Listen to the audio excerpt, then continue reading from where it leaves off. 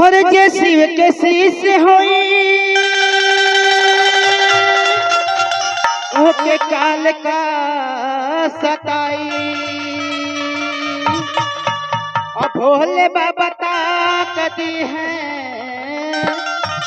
सूखल पेड़ हरियर हो जाए। एक बार प्रेम से बोली शिव गुरु महाराज की जय। कैसे कहते हैं? और की चर्चा में मनवा लागत नहीं खे भरल बमन में पाप गुरु जी कहाँ से मिली है ना। चर्चा में मनवा लागत नहीं खे भरल बमन में पाप गुरु जी कहाँ से मिली है ना। गुरु जी कहाँ से मिली है ना।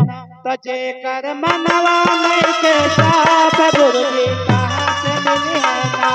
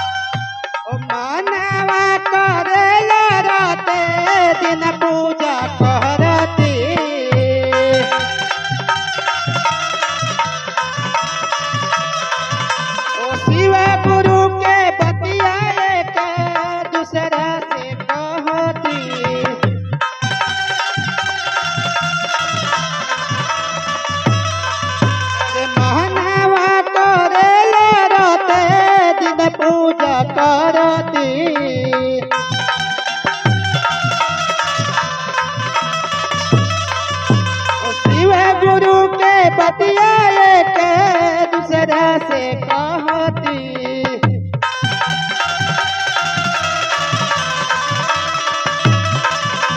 मनवा में कहकर का बाऊता मनवा में कहकरा का बाऊता लौकत बावे साप गुरु जी कहाँ से मिली है ना।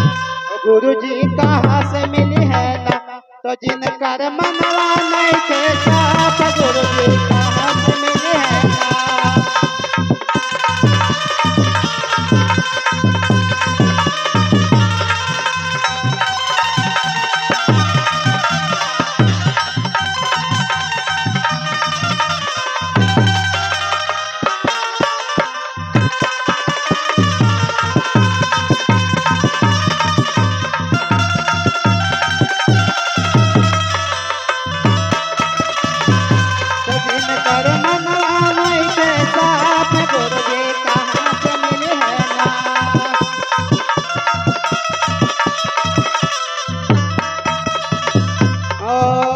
साहब दीदी के बतिया मनवो ना भावे।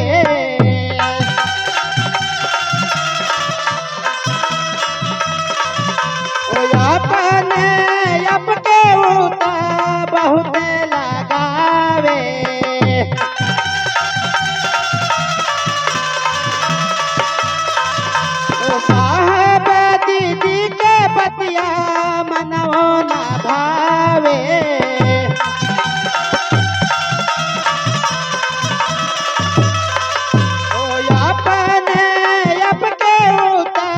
बहुत लगावे।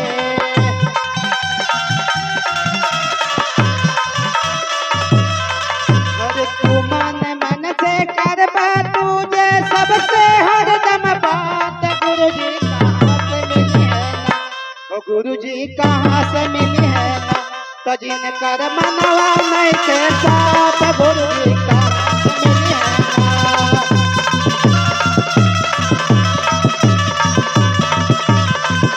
तो जिनकर मनवा नहीं के साथ गुरु जी कहाँ से मिली है ना।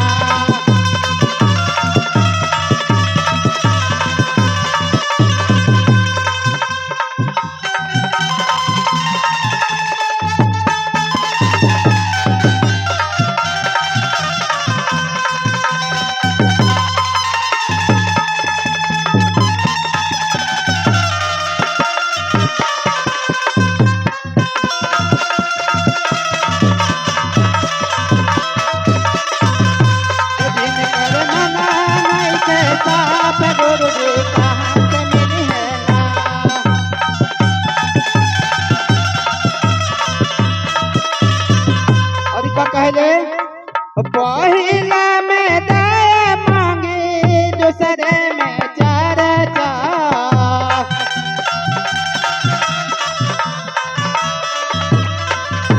ओ तीसरे में नमः शिवाय मनवे के खर्चा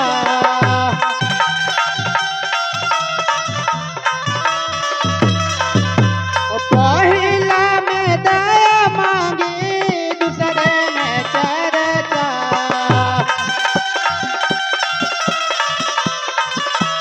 ओ तीसरे में नमः शिवाय मनवे के खर्चा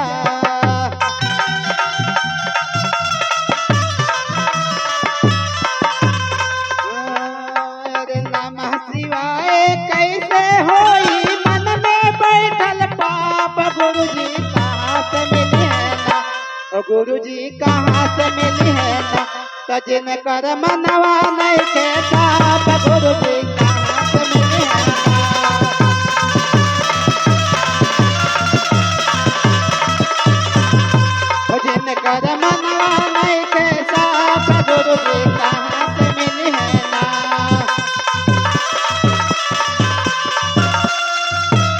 ओ चर्चा में मनवा लागत नहीं के भरल बदिल में पाप गुरुजी कहाँ से मिली है ना चर्चा में मनवा लागत नहीं के भरल मन में पाप गुरुजी कहाँ से मिली है ओ गुरुजी कहाँ से मिली है ना तो जिन कर मनवा नहीं के पाप